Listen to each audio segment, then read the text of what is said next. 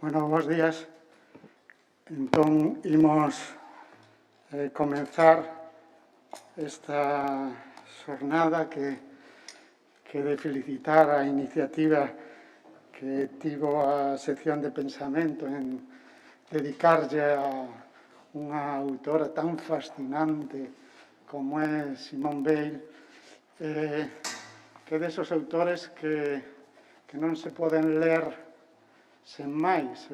A lectura deles é unha experiencia, como cando un lê a Nietzsche, porque está toda a autora, con toda a súa vida, a súa personalidade, está presente ali. Entón, realmente,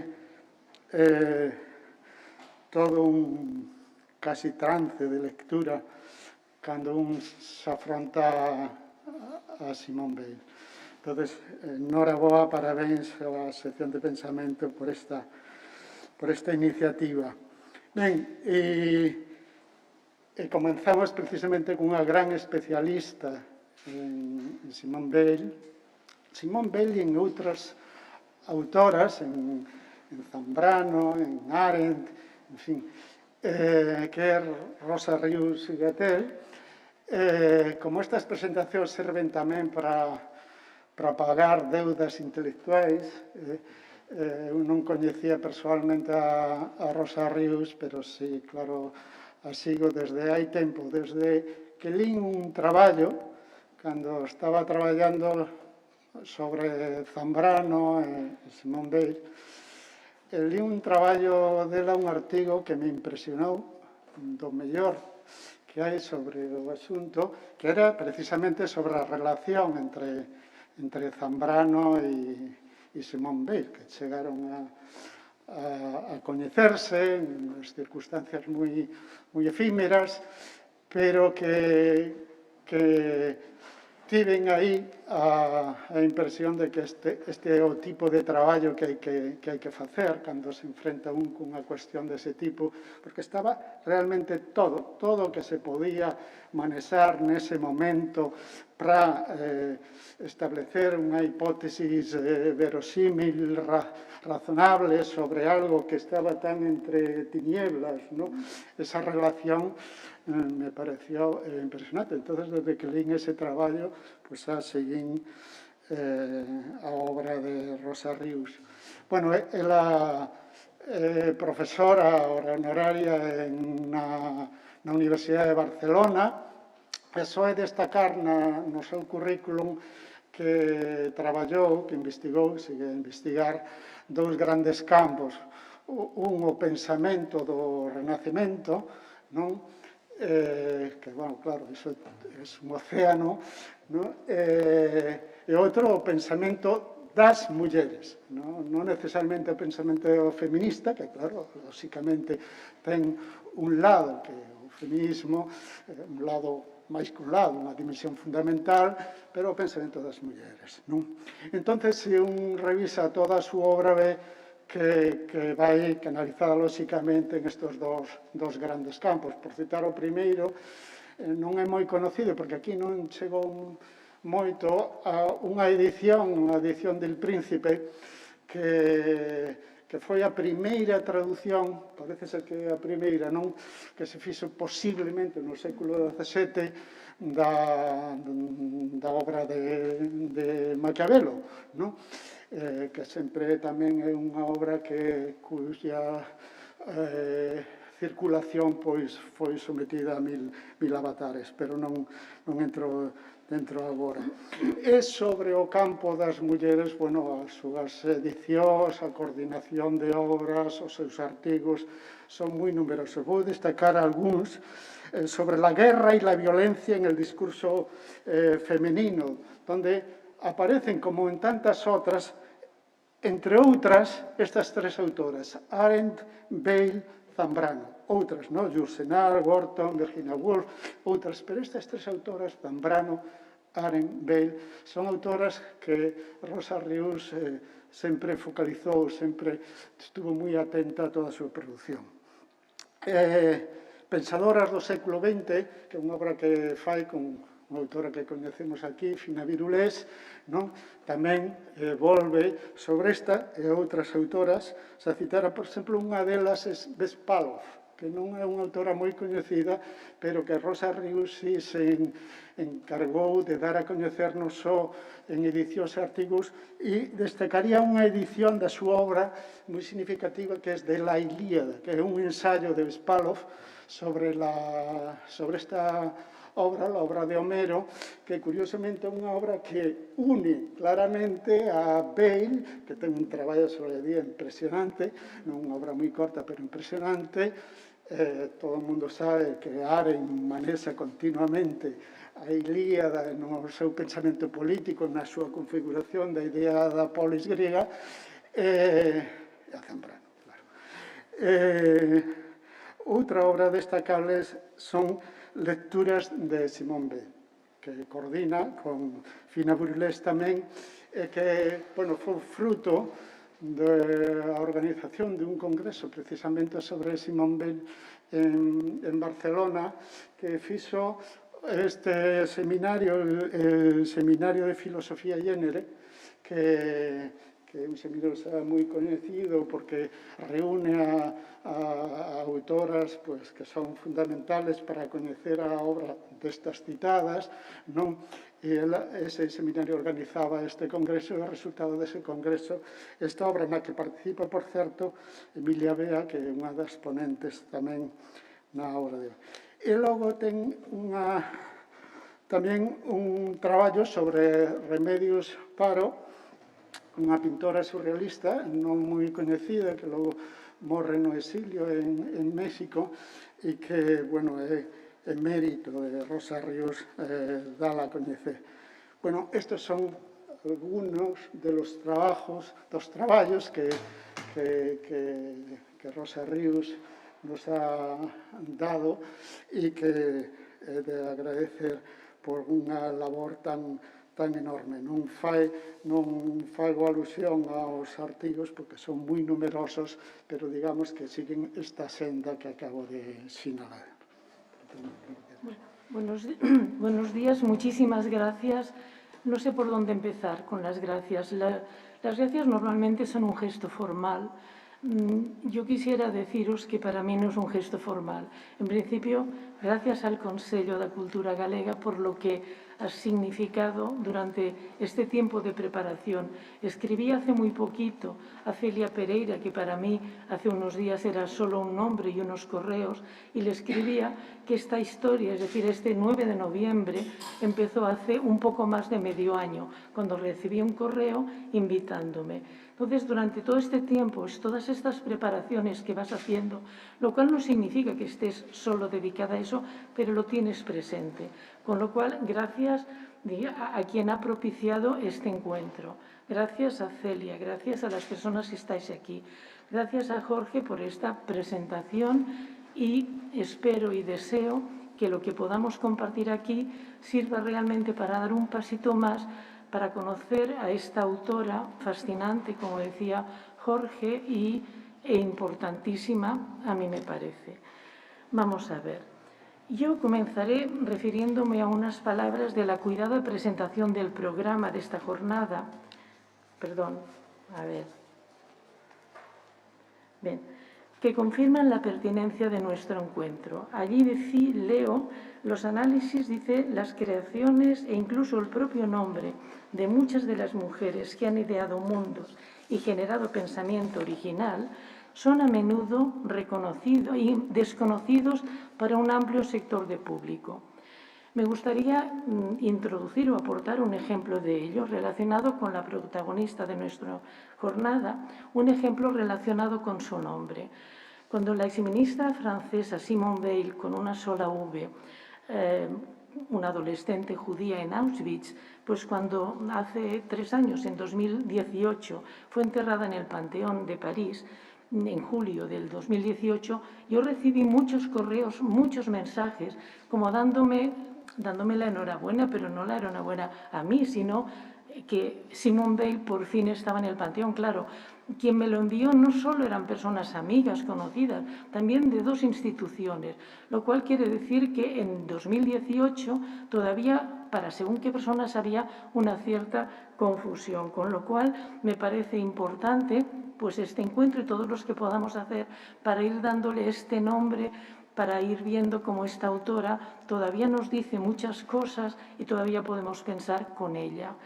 Yo voy a presentar brevísimamente como una biografía, pero muy breve, y esa biografía no dirá, sí que dirá nace y muere, pero me salto muchísimas cosas, porque quiero solo tocar 2 o 3 temáticas, y de esas 2 o 3 ya son como biográficas, pero a su vez tienen que ver con lo que quiero comentar aquí y que tiene relación con el título de esta intervención que ya recordaré. Vamos a ver. El de nacer y morir, sí que lo diré, nace en 1909 y fallece en 1943. Lo vemos muchas veces, pero entonces es como recordar y pensar cuántos años ha vivido. Son pocos, es decir, es una mujer que muere, que fallece muy joven. Es una autora en quien vida y pensamiento se entrelazan inextricablemente. Es verdad que se entrelazan inextricablemente, también tenemos que ir con mucho cuidado de no quedarnos pegados, fijados solo a su vida, porque entonces podemos cometer, o sea, hacer como un discurso agiográfico sobre ella o al revés, rechazarla, ¿no? Pero lo que sí es cierto es que vida y pensamiento en muchas ocasiones están vinculadas de las pensadoras y pensadores también que conozco. En el caso de Bale para mí es el más evidente. Por tanto, su biografía es interesante. Daré 2 datos solo de los padres, pero 2 datos que me parecen significativos. Ella nace en París, en el seno de una familia acomodada de origen hebreo. Allí recibe una esmerada educación. Esto me importa porque, digamos, si vas las biografías, ves que desde muy jovencita tiene una educación humanística supervisada por su madre. Su madre va a tener un papel decisivo en el conocimiento de Simone Weil. También es una educación estimulada por su hermano André, que tiene 3 años más que ella, que André Weil es un gran matemático. Simone Weil siempre lo ve como alguien como ideal, donde ella no va a poder llegar, al que siempre admiró y se sintió muy unida. Su padre, Bernard Weil, es alsaciano y educado en una estricta observancia judía. Sin embargo, él se declaraba agnóstico. El padre es médico. Me interesa señalar dar esta indicación, este médico que también va a tener mucho que ver con la cultura de Simone Weil. La familia de su madre, también judía, aunque mucho más liberal, provenía de Galicia, esta región histórica que está dividida hoy entre Polonia y Ucrania. Voy terminando con padre y madre, pero, digamos, me interesaba ver este mundo judío, que es un mundo en el que el padre está educado, en el que la madre lo es, y que, de hecho, Simone Weil rechazará. Rechazará, que es uno de los puntos que entra en determinados estudiosos, crea un conflicto. A mí me parece que Simone Weil hubiese vivido más años, probablemente hubiese modificado algunas de las posiciones. Esto es algo que no nos lo puede contestar, pero tengo esta impresión. Digamos que este es un punto conflictivo, lo dejo y podemos comentarlo, podemos pensar un poco. Vamos a ver. Estudia, no diré nada de esto. En cambio, lo que sí quiero de estos puntos biográficos, quiero destacar que ella, cuando termina de estudiar con Alain, que es un profesor y maestro de Simone Weil, cuando termina de estudiar, muy inmediatamente trabaja como profesora en institutos. Ese trabajo será conciliado siempre con un compromiso y un activismo constante. De hecho, desde el 1931 hasta el 1934 se dedica, como digo, intensamente al estudio y a la docencia. También a una actividad política y sindical extraordinaria. Simone Weil, en su trabajo, digamos, dedica unos tiempos también a estas actividades, apoya constantemente a los mineros, a los parados, dirige las reivindicaciones, los acompaña en las manifestaciones y en huelgas. ¿Qué sucede? Que ello desconcierta a sus compañeros, desconcierta e incomoda a las autoridades. Él se situaba siempre, y esto es constante, en el centro de los problemas, va siempre al núcleo, centro, allí donde ella considera que es urgente una intervención a favor de la justicia. De modo que, ¿qué sucede? Y lo vemos porque hay muchos documentos. Se convierte en diana de todo tipo de objeciones, de ataques y de polémicas. La atacan mucho. La actividad política, sin embargo, quiero señalar, no le hace descuidar en absoluto su trabajo docente, sino al contrario, no porque lo veamos, no porque veamos sus lecciones de filosofía que han sido publicadas, sino también por la correspondencia que tiene con alumnas, con exalumnas, por la dedicación cuando se quiere preparar. Es decir, que es una mujer que trabaja intensísimamente y durante estos 4 años en 2 campos.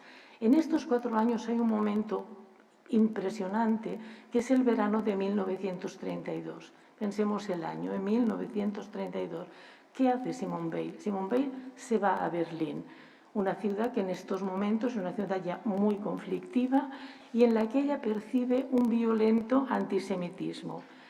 Allí, dice Simone Weil, encontró la ocasión de observar y analizar la marcha de la política internacional. Tenemos artículos que escribe al volver, que describen la situación de un país donde se está forjando el destino de Europa. Es como muy impresionante leer esos artículos breves en los que ella va haciendo este análisis. De hecho, la experiencia alemana será decisiva para su reflexión teórica y central en la evolución de su pensamiento. Esto sería esta parte, estos 4 años. ¿Dónde la encontramos después? Pues trabajando en fábricas. A finales de 1934 obtiene el primer trabajo como obrera en una fábrica Alstom de París. A continuación trabaja en otras. Entre junio y agosto del 35 trabaja en la Renault y trabaja con un objetivo muy claro. Ella empieza a trabajar con el objetivo de, ella dice, investigar el mecanismo de la opresión del hombre por el hombre y por la máquina. Investigar el mecanismo de la opresión del hombre por el hombre y por la máquina. O, en otras palabras, el papel de los instrumentos de trabajo como factor de la opresión social. A esto me dedicaré poco porque, en principio, Pau tiene más trabajadas estas cuestiones. Este era el objetivo. Sin embargo, el proyecto weiliano muy pronto dará paso a una profunda experiencia que modificará no solo, como ella dice, su perspectiva total sobre las cosas, sino, como le escribe a una amiga, se llama Albertine Thévenon, un paréntesis, diré algunos nombres, no muchos, y algunos no tienen por qué ser conocidos, pero quiero darlos para que se queden en este espacio. Bueno, diré a una amiga, le escribe, y entonces dice que esta experiencia la modificó a ella misma, y dice: unas semanas me habían casi transformado en una dócil bestia de carga. En la fábrica aprenderá, cito, que la opresión inexorable engendra sumisión. Por eso, en aquellos meses de trabajo físico sale muy distinta de cómo era al entrar. Ella, al entrar, confiaba, dice, en el presuntuoso control que tenemos de la propia existencia. Después ve que no. Es decir, su experiencia como obrera cambia radicalmente su perspectiva con respecto a la condición de los trabajadores. Este, digamos, es uno de los episodios más conocidos, más señalados, más trabajados de su biografía, que le permite, según la expresión de una de sus biógrafas, que es Gabriella Fiori, situarse en el corazón de la realidad. Este sería el otro punto, ¿no?, que quería comentar, de esa como biografía comentada, valga la redundancia. Y entonces tenemos la experiencia de la guerra. La experiencia de la guerra es constante en Simone Weil. Si pensamos que ella nace en 1909 y pensamos en la Primera Guerra Mundial, podríamos creer que, como era muy pequeña, no tenía que afectarla tanto. Ella dice, vamos a ver, desde 1914 la guerra no se ha apartado nunca de mi pensamiento. Esto lo escribe ya siendo mayor relativamente, claro, y podríamos pensar que a lo mejor no es cierto, pero tenemos bastantes informaciones, detalles en los que ves que sí que es cierto. También tiene que ver, os decía que Simone Weil tiene un padre médico y ese padre médico está cumpliendo funciones en la guerra. Ese padre médico está seguido constantemente por esa madre que tiene tanta importancia en la vida de Bale, que va con él casi a todas partes, incluso cuando no lo permiten, a veces como escondiéndose. Va la madre con André y con Simone. Quiero decir que ella puede tener una relación de lo que cuentan. Simone Bale es una niña muy curiosa, una niña muy reflexiva, con lo cual no me extraña que pueda decir que desde el año 14 ella tiene la guerra muy presente en su vida. La guerra, ella dice que es la forma más radical de opresión. Las guerras le aparecen como un engranaje esencial del mecanismo de la opresión. Esto sería, la Primera Guerra Mundial sería descrita como he comentado y muchas más cosas que tenemos.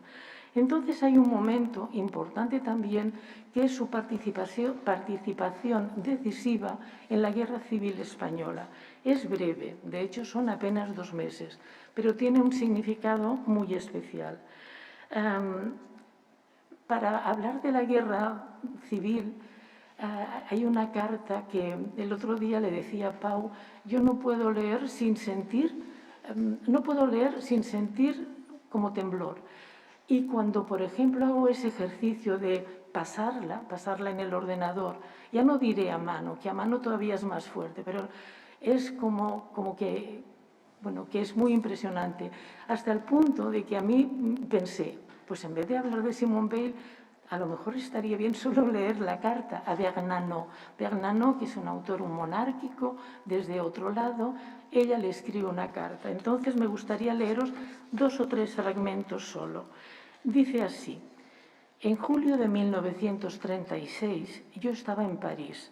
No me gusta la guerra, pero lo que siempre me ha provocado más horror que la guerra es la situación de los que se encuentran en retaguardia.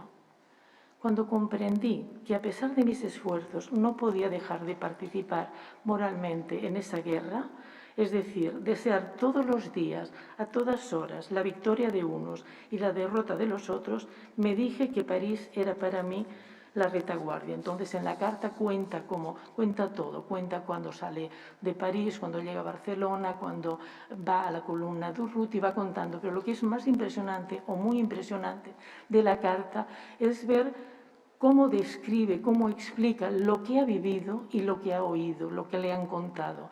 Y explica detalles muy dolorosos sobre cómo fusilan, cuándo fusilan, por qué fusilan, y es realmente muy impresionante. Entonces, digamos, de esta carta, ya digo, la recomiendo la lectura para saber y entender muchas cosas de Simone Bale. Después, digamos, esta sería la del 36. Ella tiene un accidente y se cuenta mucho. Ella dicen que era muy torpe, entonces puso el pie en dicen sartén u olla que se quemó. Pero bueno, digamos, dejemos esto y vayamos a la Segunda Guerra Mundial. Esta ya es una guerra que ella vive activamente los episodios que la preludian, de ahí lo que os contaba del año 32 en Berlín. También vive activamente sus consecuencias, la invasión a Alemania de Francia, la salida de París junto con su familia, que se van, digamos, cuando París es declarada ciudad abierta. El periodo de Marsella, que es un periodo, sabéis que Marsella es la ciudad de los refugiados, o sea, ese periodo de Marsella que es un periodo muy doloroso por una parte, pero reconocido como uno de los periodos más productivos de Simone Bale. Después hay el exilio de Nueva York, que ella siempre pensará que horror el haberse ido, y después su paso a Londres, y ya desde Londres ella quería en todo momento ser enrolada en primera línea de la resistencia francesa. Le fue asignado un trabajo de redactora. Es un momento en que escribe febrilmente, es impresionante ver, porque lo tenemos, ver el material que escribió, increíble, no solo en cantidad, sino también en calidad. Entonces tenemos ya, digamos, en el 43 es diagnosticada de una tuberculosis, la llevan a un hospital, después a un sanatorio en Ashford y allí fallece en agosto del 43. Esto sería, digamos, muy importante. Cuando he comentado sobre la Guerra Civil Española, dejadme que sí que hay un momento que quiero leer. Cuando he comentado la carta a Bernanos, hay un momento en que dice: dejé España a mi pesar y con la intención de regresar más tarde. Sabéis, he comentado que había tenido un accidente.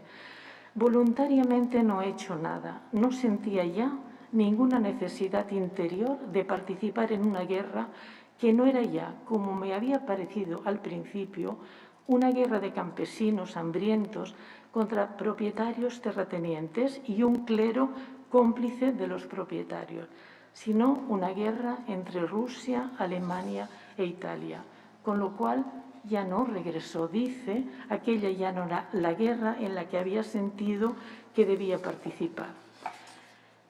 Bueno, digamos, hecho este recorrido, me gustaría haber situado mínimamente a Simone Weil con esa actividad, curiosidad, esa implicación, ese deseo incluso de padecer como los que están luchando. Entonces, vayamos a nuestra propuesta, esta propuesta estratégica de Simone Weil, enfermeras en primera línea de frente. Del título destacaré de momento el sustantivo enfermeras, un sustantivo plural femenino al que Weil otorga carga de un contenido muy especial. Ellas, estas enfermeras, eran esas mujeres y para ella solo podían ser mujeres las que iban a ocuparse de lo que después veremos, con su sola presencia.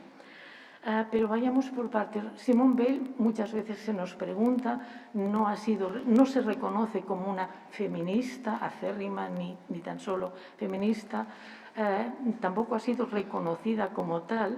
Entonces, ¿cómo valorar ese proyecto que a mí me parece de extrema importancia, en el que de las enfermeras se destaca precisamente su ser mujeres, su condición femenina y todo lo que, según Weil, comporta tal condición? Deseo señalar así que ese proyecto a mí me parece una de sus, comillas, grandes obras.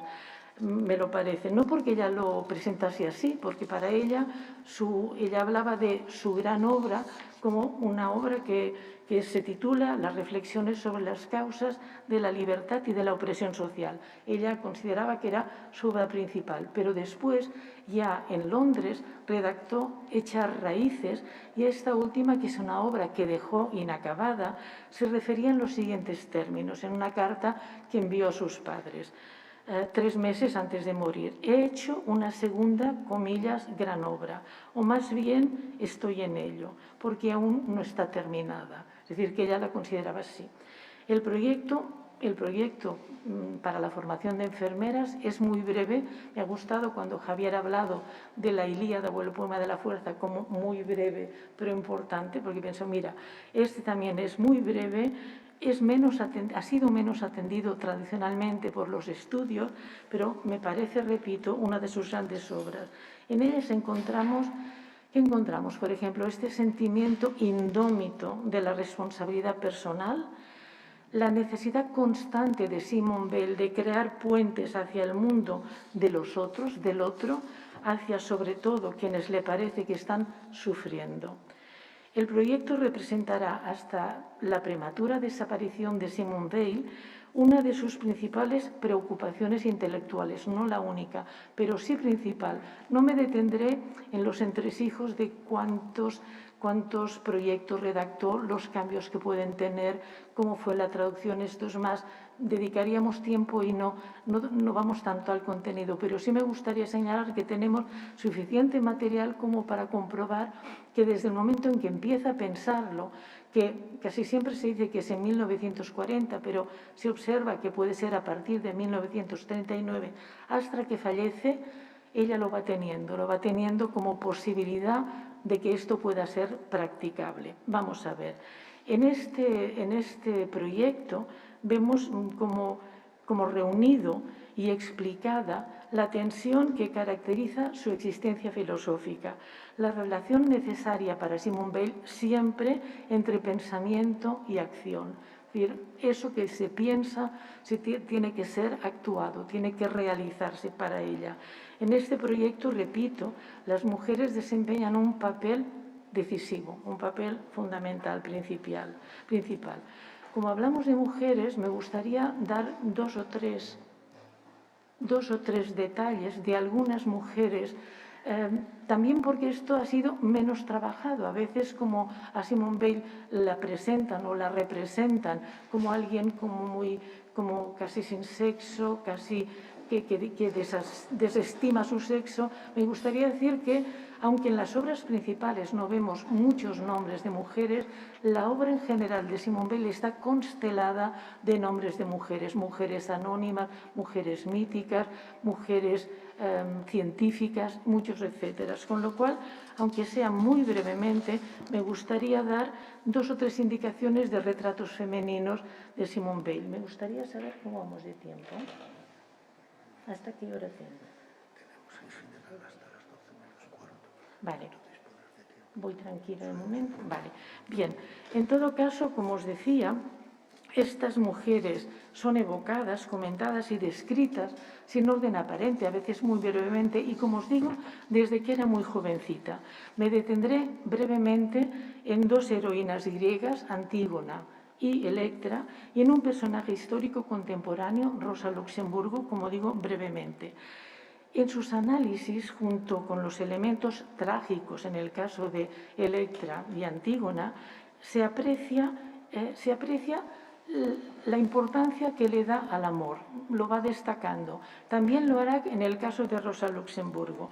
En Antígona no me detengo ahora para avanzar, y si cabe, cuando termine, lo comentaré. En Antígona, que es un texto muy breve que ella escribió para una revista muy sencilla, una revista de fábrica que se llama Entre nous, en este texto ella cuenta un proyecto que había tenido de poner, digamos, a disposición del pueblo, podríamos decir, de poner a disposición del pueblo determinados elementos trágicos. Dice así, me ha venido a la memoria un antiguo proyecto que me interesa muchísimo, el de hacer que las obras maestras de la poesía griega, que amo apasionadamente, sean accesibles a las masas populares. Con lo cual, el texto de Antígona, que en la edición de Trotta ocupa 5 páginas, es muy sencillo, cuenta cosas de una manera muy sencilla, pero está haciendo y queriendo que quien lo lea, que puede ser desde el director de la fábrica, a quien ella escribe una carta, hasta el último peón, pueda entenderlo, pueda comprenderlo, y además ella cree que precisamente el peón es quien puede entenderlo más. De hecho, en el texto de Antígona, los temas muy presentes son la soledad y la amargura. En el análisis que hacen estas breves páginas, están ahí. Antígona ilustra ese personaje que lucha contra todos y que, a pesar de los suplicios, no pierde en absoluto la libertad interior. Es una de las cosas que destaca. Antígona, en la tragedia vemos que quiere salvar el honor y la memoria de su hermano, e intenta hacer entender a Creonte sus motivos. Al hacerlo, descubre, y esto también quiere destacarlo Simone Weil, descubre, más allá de las exigencias de este mundo, dice, lo que es justo, lo que es bueno. Esos versos maravillosos en los que ella transcribe y se dedica: yo no nací para compartir el odio, sino el amor. Y Simone Weil también quiere destacar otro elemento de amor, que es el de Hemón, el prometido de Antígona, que entra en la tumba, y entonces destaca estos puntos. Me gustaba así señalarlos. Estas breves palabras sobre Antígona. Otras sobre Electra, y sobre Electra lo que haré es leer en principio cómo habla de Electra como tragedia de Sófocles. Y dice así, dice que de hecho es el más sombrío y más luminoso de todos los dramas. Y dice, cito, esta historia de Electra está hecha para conmover a todos aquellos que en el curso de su vida han tenido la ocasión de saber lo que es la desdicha. Por supuesto, esta es una vieja historia, pero la miseria, la humillación, la injusticia, el sentimiento de que está completamente solo, de que está entregado a la desdicha, abandonado de Dios y de los hombres, esas no son cosas viejas, son de todos los tiempos. Verás, María José, que es verdad que es lo que tú decías en tu texto, donde María José Agra dice: las tragedias griegas, en efecto, podemos convenir con Rousseau, están lejos de nosotros. A pesar de ello, no han perdido su capacidad de instruir. Disintiendo de Rousseau, dice María José Agra, las tragedias griegas siguen siendo una fuente inagotable de reflexión y de renovación actualizada. Digamos, un texto, unas palabras muy parecidas o consonantes con lo que decía Bale. Bale destaca, digamos, contrariamente al dolor, en Electra, contrariamente al dolor de Antígona, que es un dolor vivo y fulgurante que dura el tiempo, de hecho, de un combate, de una batalla funesta, lo que destaca es cómo Electra tiene que resistir el dolor durante años y a pesar de sus sufrimientos, a pesar de todo ello, no cede a la fuerza, no se doblega ante la injusticia. Digo que Bale destaca precisamente el amor que Electra siente por su hermano ausente, por Orestes. Digamos, otra vez vuelve a destacar. Este amor constituye, según Bale, una fuente de esperanza que es más nutritiva para su alma que el deseo de venganza que puede sentir contra la pareja que ha matado a su padre. Dicho esto, de nuevo, en breves páginas vemos este recurrir al amor, a ese amor que Bale destacará. Dos palabras sobre Rosa Luxemburgo. Esas palabras, las que mencionaré, tienen que ver con una reseña breve también, una reseña que hace una reseña que hace de las cartas desde la cárcel. ¿Qué quiere destacar Simone Weil de esas cartas?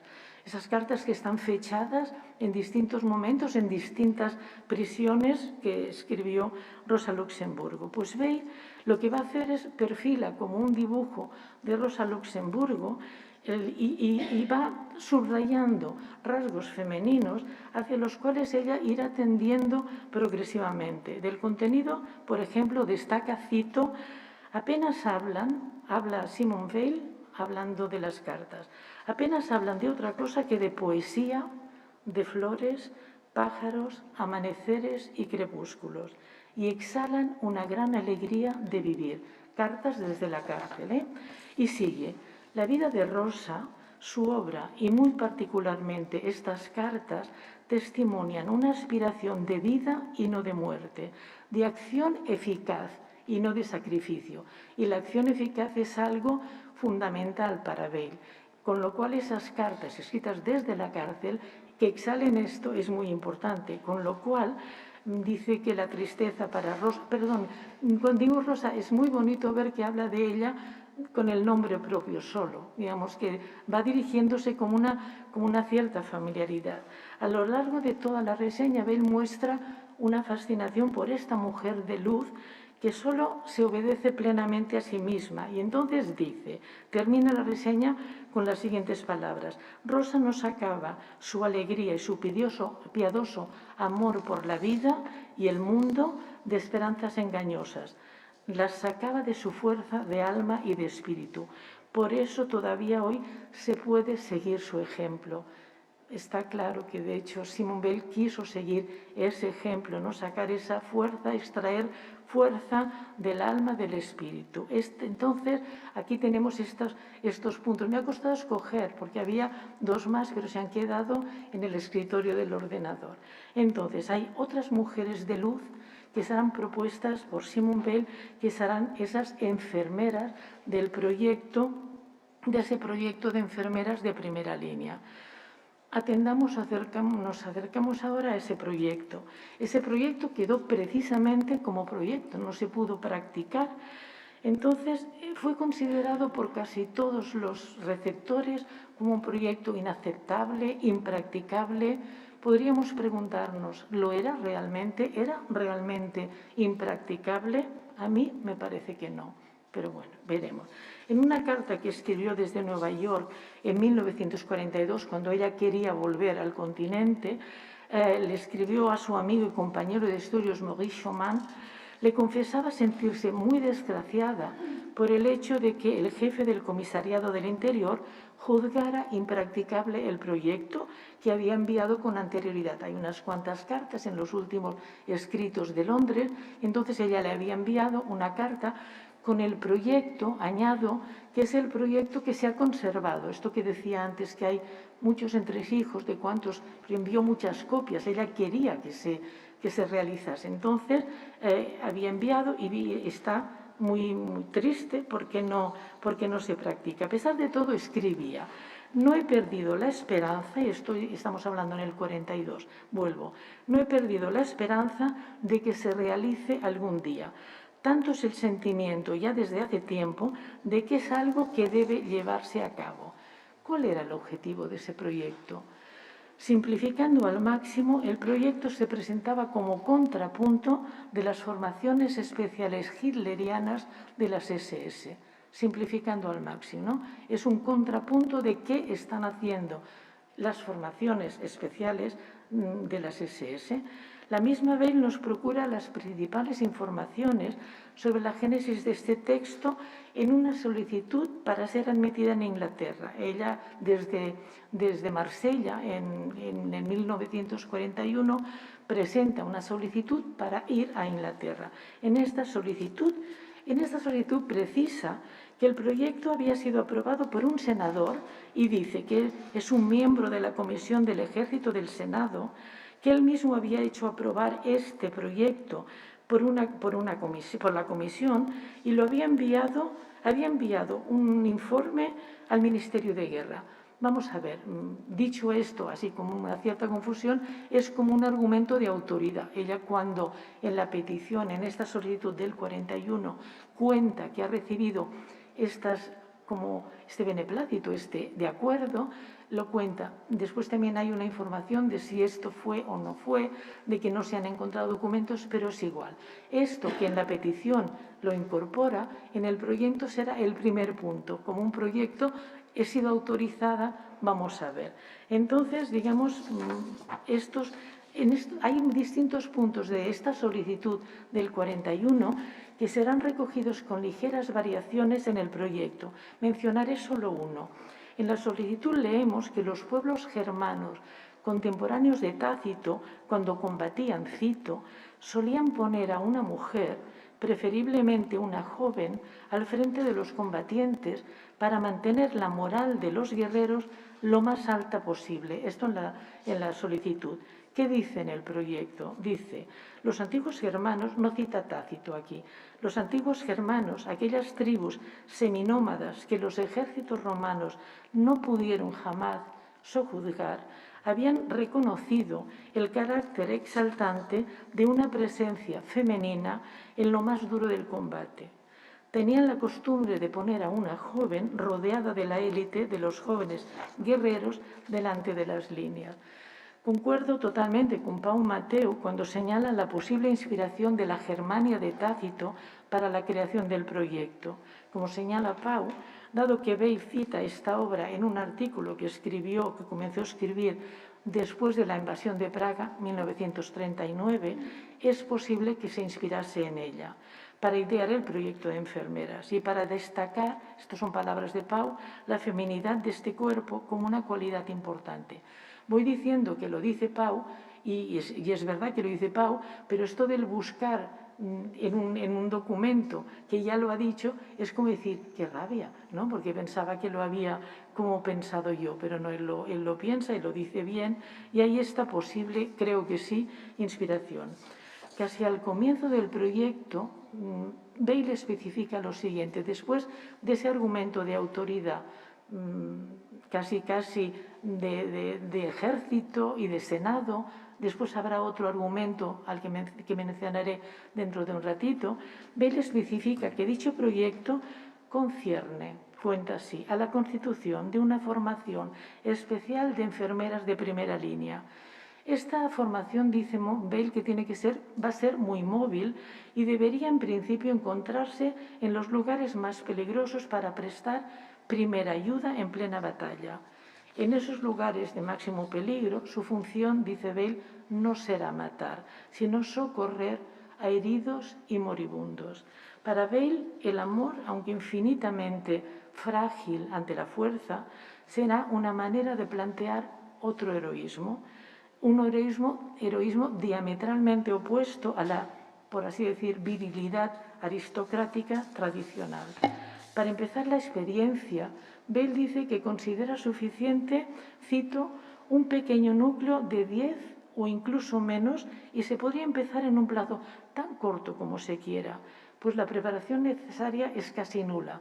Esas enfermeras, como tantas enfermeras de las guerras, no son enfermeras tituladas, son mujeres que con muy poquita formación pueden atender. Ella dice que hizo un curso de primeros auxilios y que había aprendido cosas elementales como poner una inyección, hacer un torniquete, curar una herida. Por lo tanto, esto se hace con un plazo bien corto, permitiendo, dice, que se pueda organizar esa formación en muy poco tiempo y no es necesaria una preparación particular, ¿no? Digamos que eso que os he comentado es muy elemental y se puede hacer. ¿Qué cualidades deben tener las integrantes de ese cuerpo? Ella dirá que las cualidades que deben tener esas mujeres son, cito, las cualidades morales indispensables, aquellas del tipo de las que no se adquieren. La eliminación de las mujeres que se presentaran sin poseerlas sería un problema fácil de responder. Es decir, los horrores de la guerra, ella dice que están tan presentes en su día, ¿no? Están presentes en la imaginación de todos. Estos horrores muestran que cuando se podía hacer la selección de las mujeres, si no estaban dispuestas a tener presentes dichos horrores y no tenían esas cualidades para tenerlos presentes, debían ser reducidas. Requisitos. Pocos. Ella lo que hace es decir, por ejemplo, que de esa agrupación deberían separarse las madres, las esposas y las jovencitas por debajo de cierto límite de edad. O sea, no madres, no esposas y no gente muy joven. Ella, que en ese momento, cuando empieza a escribir, pues tiene unos 30 años y ya se considera con edad suficiente para no ser esa jovencita, es decir, para ser una de esas enfermeras de primera línea. La aparente impracticabilidad reside, según dice, en su novedad. Esto es un punto que me gustaría, si tenemos tiempo, dejemos el concepto de novedad, si tenemos tiempo, comentarlo para hablarlo con vosotros. Es interesante observar que a lo largo de todo lo escrito, como señala Marco Spina, Bell parece preceder las objeciones, es decir, está escribiendo pensando o sabiendo qué le van a responder, cómo le van a contestar. También es verdad que en algunos casos, como ya le habían contestado, pues ella va oponiendo y proponiendo que esto es practicable. Ella dice que en caso de fracaso los inconvenientes son casi nulos. En caso de éxito aporta considerables ventajas. El fracaso solo se produciría, dice, por la incapacidad de las mujeres, de la formación, y que solo se pueden temer dos cosas, las pone y también las explicita. Una de ellas es que delante, digamos, de tanto horror, delante del campo de batalla, esas mujeres puedan, bajo el fuego, puedan fallar. Otra dice, cito, que su presencia entre los soldados tenga un efecto perjudicial sobre las buenas costumbres, pero también lo resuelve. Quiero decir que lo dejo así, pero que ella ya sabe que puede haber problemas. Es evidente, dice Bell, que estas mujeres tienen que tener una gran dosis de valentía. Es evidente que estas mujeres, estas que no son madres, ni esposas, ni jovencitas, esas mujeres tienen que tener la voluntad de sacrificar su vida si cabe. Deben estar siempre dispuestas, repite, insiste, en encontrarse en los puntos más difíciles, en los lugares más duros. Deben estar dispuestas a correr el mismo peligro que los soldados, ¿por qué no? Y ello, cito, sin estar sostenidas por el espíritu ofensivo, por el contrario, inclinándose sobre los heridos y los moribundos. Esta idea también de inclinarse es una idea muy interesante que ha trabajado Adriana Cabarero, que yo no podré mencionar aquí. Dice Bell, escribe que el consuelo moral que llevarían a todos aquellos de los que pudieran ocuparse sería inestimable. consolarían agonías, recogiendo los últimos mensajes de los moribundos para sus familias. Reducirían, gracias a su presencia y a sus palabras, los sufrimientos del periodo de espera, y quiero subrayar espera, a veces tan largo y doloroso, que transcurre entre los momentos de la herida y la llegada de los camilleros. Aunque solo fuera por eso, dice Simone Weil, ya sería una razón suficiente para constituir una formación de mujeres. Esta ventaja ya es considerable. Esta ventaja, dice Weil, no está contrarrestada por ningún inconveniente, pero hay otras ventajas vinculadas a la ejecución de este proyecto. Abro un paréntesis. Cuando os he dicho que había, cuando empieza el proyecto, hace esa referencia a que ha sido, digamos, que ha recibido beneplácitos. Entonces hay otra referencia, seguidamente, es el segundo párrafo, en el que habla de un amigo al que ha visto muy poco, que es Joe Busquet, que es un poeta que quedó parapléjico en la Primera Guerra Mundial.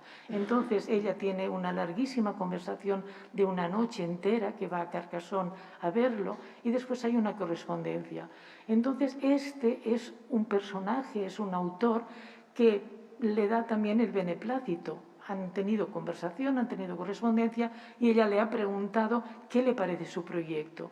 Entonces él le explica, en su carta, le explica cosas tales como que, una en concreto la quiero citar, después la comentaré, cosas tales respecto de esta inclinación sobre los heridos, que son que a él un lugarteniente jesuita le había dicho, cito, que está prohibido formalmente a los combatientes pararse cerca o al lado de los heridos. Nada autoriza a un soldado que está combatiendo a recoger los lamentos ni las recomendaciones de un soldado que muere. Digamos, este tiempo de espera, este soldado abatido y que está el tiempo indefinido hasta que fallece, porque normalmente no lo atienden, esto, digamos, es una expresa prohibición. Esto está en la carta. La otra, y esta cuestión, claro, está en el lado totalmente opuesto. Este poeta amigo le dice a Simone Weil que realmente su proyecto es practicable, aunque, digamos, tiene que modificar algunas cosas. No entro aquí, pero él las explica de una manera muy interesante desde alguien que ha estado en la guerra, que ha estado combatiendo. Digamos que esto me parece realmente muy importante. Con lo cual, cuando hay otra cosa sobre la novedad, cuando él le contesta, con lo cual te supones que hay esa pregunta, cuando él le contesta sobre qué ha visto en la guerra al respecto, él dice que en algunos momentos él había visto a jóvenes, esto lo sabemos, como iban muchas mujeres conduciendo ambulancias, conduciendo camiones, llevando repletos de heridos. Entonces dice que había visto americanas, inglesas, francesas, pero que esas mujeres en algún momento no solo conducían los heridos, sino que entraban en el campo de batalla y también consolaban o cuidaban o curaban. Entonces, digamos que este aspecto que antes os decía de novedad, sí, pero ya sabemos que en otros momentos ha sido aplicado. Y entonces yo creo que a esto también a ella le pudo funcionar, la pudo inspirar. En este sentido de ver qué se puede hacer y cómo no se puede hacer, y como, insisto, es tan o más importante tener, digamos, ese cuidado de inclinación afectiva, tierna, amorosa, como dice Weil, en ese sentido presenta algo que me parece muy iluminador. Presenta dos inspiraciones que están en conflicto. Frente a los modos brutales y a la fuerza militar del ejército alemán, Weil, que a ella le parece que no es una respuesta, Weil lo que hará es contraponer otra ideología que no esté impulsada por el odio ni por la violencia. Y ve en el ejemplo de su proyecto una respuesta, ella la ve así, una respuesta nueva a los métodos de Hitler. Debemos hacer que surja lo nuevo como algo que puede inspirar. Voy avanzando y terminando con una cita. Según Weil, esta capacidad de surgimiento era por sí misma un signo de vitalidad moral que podía sostener la esperanza de los pueblos, dice, que cuentan con nosotros, estas son sus palabras, y disminuir las de los enemigos. A mí me parece que difícilmente se puede poner en duda la utilidad de este tipo de formación. Es verdad que pueden fallecer, es verdad. En el frente, las palabras, dirá Bell, en el frente las palabras tienen que ser sustituidas por actos. Esta inspiración no tiene que producir pues discursos, sino gestos. Se trataba para Bell de oponerse al planteamiento ideológico hitleriano, con medios, como ya he dicho, alternativos a la violencia, oponiendo a la idolatría brutal del nazismo una valentía de inspiración muy distinta. Iré terminando con una cita un poco larga que explica, creo yo, y resume el proyecto, que está avanzado. Voy casi terminando, pero la cita lleva unos minutos. Dice así: las SS constituyen una expresión perfecta de la inspiración hitleriana. En el frente, si podemos creer algunos informes aparentemente imparciales, tienen el heroísmo de la brutalidad y lo empujan hasta el límite que puede alcanzar la valentía, que no niega. No podemos mostrar al mundo que valemos más que nuestros enemigos superando su grado de valentía, ya que en cuanto a cantidad no es posible. Pero podemos y debemos mostrar que tenemos una cualidad de valentía diferente, más difícil y más rara. La suya es de una especie brutal y baja. Procede de la voluntad de poder y de destrucción. Como nuestros objetivos son diferentes, dice Bale, de los suyos, nuestra valentía procede también de una inspiración totalmente diferente. Ningún símbolo puede expresar mejor nuestra inspiración que la formación femenina propuesta aquí. La simple persistencia de algunos servicios humanitarios en el centro mismo de la batalla, esto que os decía, ella dice en el punto culminante de la salvajada. Sería un desafío explosivo hacia esa salvajada que el enemigo ha elegido y que a su vez nos impone. El desafío sería tanto más chocante, sigue Bale, cuanto que esos servicios humanitarios serían llevados a cabo por mujeres y envueltos en ternura maternal. De hecho, esas mujeres serían un puñado y el número de soldados de los que pudieran ocuparse sería proporcionalmente pequeño. Pero la eficacia moral de un símbolo es independiente de la cantidad, con lo cual esta valentía no está enardecida por la voluntad de matar, que es el punto de máximo peligro. Ella sostiene que el espectáculo prolongado de las heridas y de las agonías es ciertamente una cualidad más rara que la de los jóvenes SS fanatizados. Esto lo saltaré. Ese proyecto, como decía, no se pudo practicar, digamos, y como decía, insisto y repito, esta idea de que es un proyecto intelectual que me parece muy importante a lo largo de los últimos años, por la insistencia, por la persistencia. No se pudo practicar. A mí me parece que podría haber sido practicado, que ciertamente se corría el riesgo de perder algunas vidas. No sé si leísteis hace 2 o 3 días que un reo que está condenado a muerte pedía que el pastor le cogiese la mano en el último momento. Es decir, esa inclinación tierna, con ternura amorosa, realmente podía salvar, aunque no salvase la vida.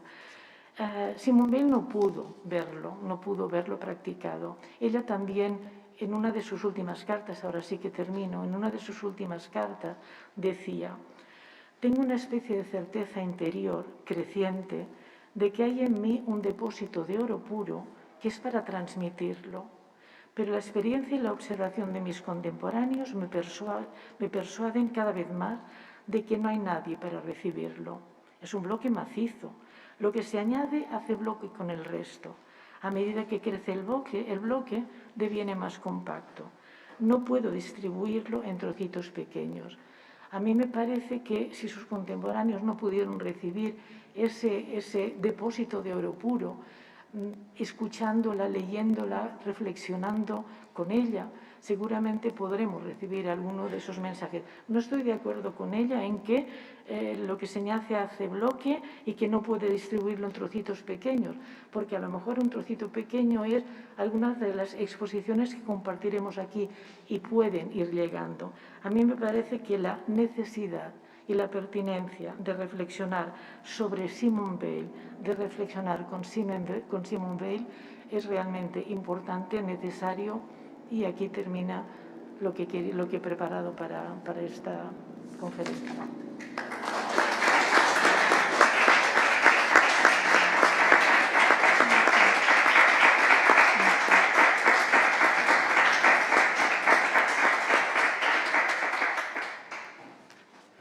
Moitas grazas, Rosa, por esta presentación biográfica, atencións, que é verdade que non é que se pasa por alto a atención ás mulleres que hai en Simone Weil, e por esta incursión no proxecto de enfermeiras, que en realidad, en boa parte, non sei se compartes esta idea, foi un factor que fundiu, bueno, la hundió en una depresión tremenda.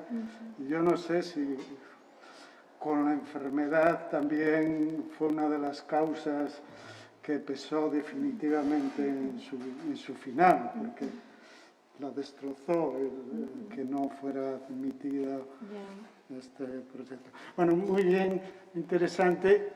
Tenemos unos minutos, hasta menos cuarto, para poder debater o que consideredes oportuno.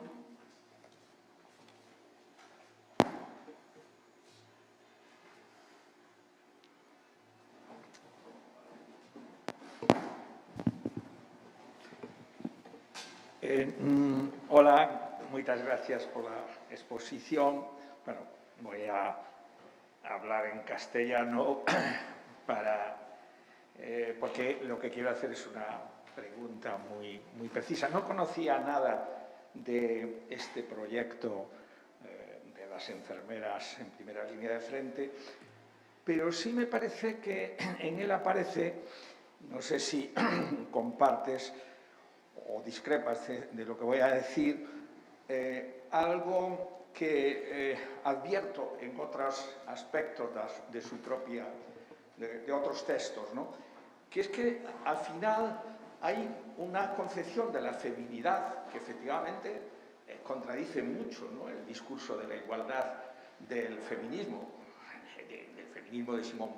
de Simone de Beauvoir, obviamente, ¿no?, cuando lo que está reivindicando no es que haya enfermeros, mujeres y hombres, es decir, que las mujeres también puedan ser enfermeras de primera línea, sino que insiste en la condición de mujer, insiste hasta el punto de decir que van a dar una ternura maternal, con lo cual yo creo que está reproduciendo los roles de género, ¿no? Digamos que esto es uno de los... Hay distintos problemas que surgen cuando se lee el texto y se comenta.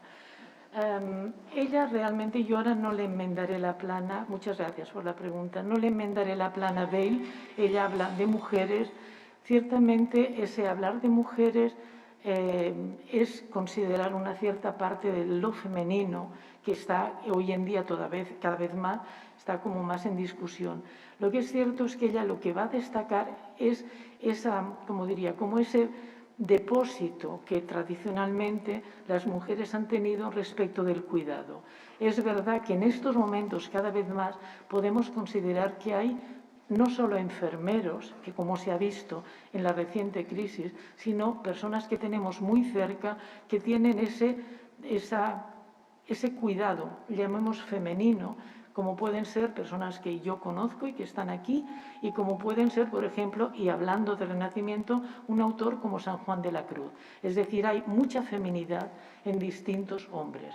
Pero digamos que hay una cuestión cultural que es ese depósito que podríamos pensar que se ha tenido tradicionalmente y que Bale, estamos hablando de los años 40, de finales de los 30, los años 40, que Bale ha visto sobre todo en las mujeres. Con lo cual, digamos, no sé si respondo, pero que estaría en esta línea. Entonces, ella le parece que esa ternura maternal la pueden tener las mujeres por esa tradición, como ella va contando de distintas otras mujeres, como cuenta de Electra con ese amor por su hermano, pero también cuenta de Hemón, del prometido de Electra, del prometido de Antígona respecto de Antígona. Es decir, pero gracias por la pregunta, siempre hay un pequeño conflicto en ver ese apoyo que da.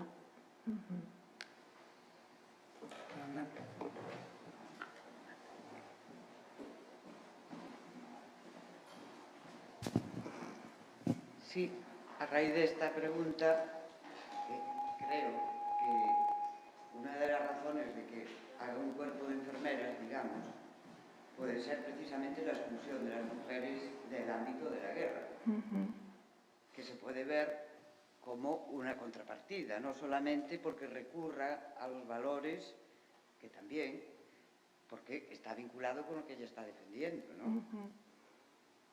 Y la experiencia de la guerra, que es brutal y que le lleva a ella misma a cambiar de posición en función de sus distintas experiencias ante la guerra, ¿no? Entonces yo creo, no sé si tú estás de acuerdo, Rosa, en que lo que está haciendo con la propuesta es una propuesta de acción que se puede llevar a cabo, que es lo que le preocupa a ella. Y cómo las mujeres pueden participar en primera línea y no hacer una proclama de decir es que somos iguales, es que eso no es el problema. El problema es ahí, la herida, la muerte, la vulnerabilidad, la violencia, y en ese sentido a mí me parece magnífico no entrar en cuestiones de reproducción de roles, porque el contexto es político, es otro, claro. Y en ese mismo podemos hacer una lectura, pienso yo, de una aportación, si podemos decirlo así, igualitaria. Es decir, aparecerían en el frente, contribuyendo en la medida de lo posible, porque lo otro sería cambiar todas las estructuras. Sí, sí. No te puedo decir nada, totalmente de acuerdo.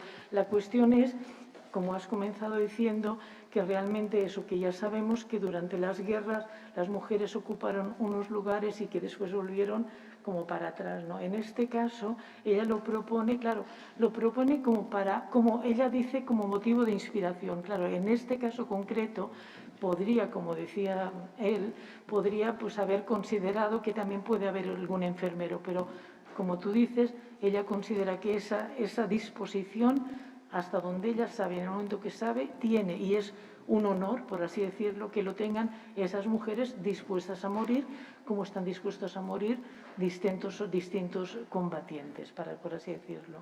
Pero sí, totalmente de acuerdo. Sí.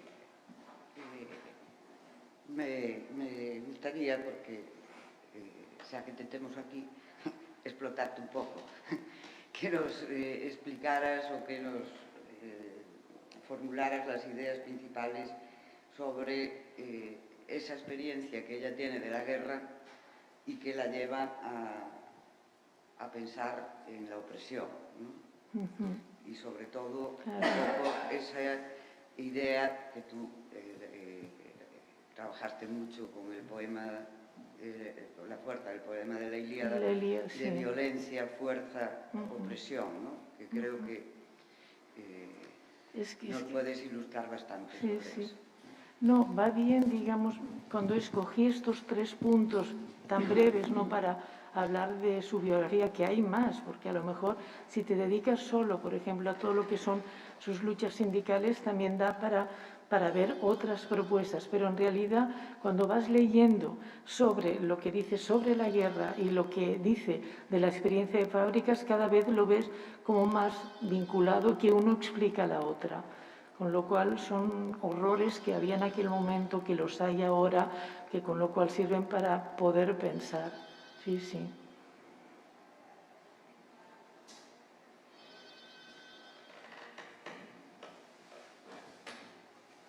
Sí, hiciste alusión Sí.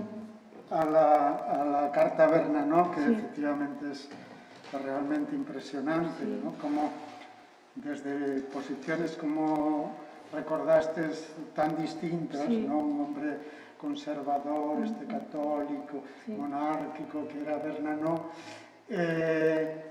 y esta anarcosindicalista y tal. Y ante la experiencia de la guerra, cómo esto les une. Pero es verdad que Bale tuvo esa etapa de pacifismo estricto y que le planteó muchos problemas, no solo políticos, morales. Sin embargo, su compromiso activo en las dos guerras, en la Guerra Civil Española y en la Segunda Guerra Mundial. ¿Podías comentarnos algo de ese dilema y de esa tensión que vivió entre su pacifismo, que Alain había estimulado mucho en Francia, tal, y esta necesidad, sin embargo, de tal? Pero luego llega la experiencia esa que comenta Bernanos, que parece como reafirmarle que la guerra es el horror de los horrores. Pau, ¿tú lo contarás esto? No. Bueno, es que en realidad este es otro de los dilemas, pero claro, ante esta situación es necesario la guerra. Es decir, que en algunos momentos hay realmente ese pacifismo muy real y muy radical, pero realmente en ese momento cabe la guerra. Entonces ahí no tiene ninguna duda. Y lo que quería comentar es respecto de esta carta, que ya digo, es uno de los mensajes que me gustaría lanzar, si podéis leerla, porque se encuentra por internet fácilmente, es breve, es ciertamente ver cómo en posturas políticas, ideológicas muy distintas, ella casi se acerca más en el análisis cuando habla del olor de sangre, se acerca más a algunos discursos de Bernanos que a algunos, como ella dice, y lo lamenta, de sus compañeros. Entonces, digamos que ahí ves su posición también sobre la guerra y sobre lo que se defiende, y sobre lo que se dice y lo que se hace, es decir, sobre lo que se está difundiendo y lo que ella puede ver también muy cerca del frente, no en el frente, pero muy cerca. Esto sería un punto. Y el otro sobre esta cuestión de pacifismo, claro, cuando tú ves, por ejemplo, la idea que te hablan de una Bale pacifista muy heredera, por ejemplo, de su maestro Alain, y paralelamente en esa corta vida la ves con el mono y con el fusil, te llama la atención, pero es que realmente ella tiene clarísimo que hay momentos en los que se tiene que actuar. Es otra manera, que no es no pacifista, es otra manera. O sea que... Bueno, pues, si non hai máis palabras, cerramos aquí esta sesión. Entonces, ás 12 temos ahora unha pequena pausa, e entonces ás 12 volvemos para escoitar a seguinte intervención de Pau. Gracias. Muchas gracias. Muchas gracias. Esto de llevar mascarilla, que a veces muchas gracias y no puedes sonreír, pero realmente tengo la sonrisa dentro y el agradecimiento por vuestra atención y por el encuentro. Gracias.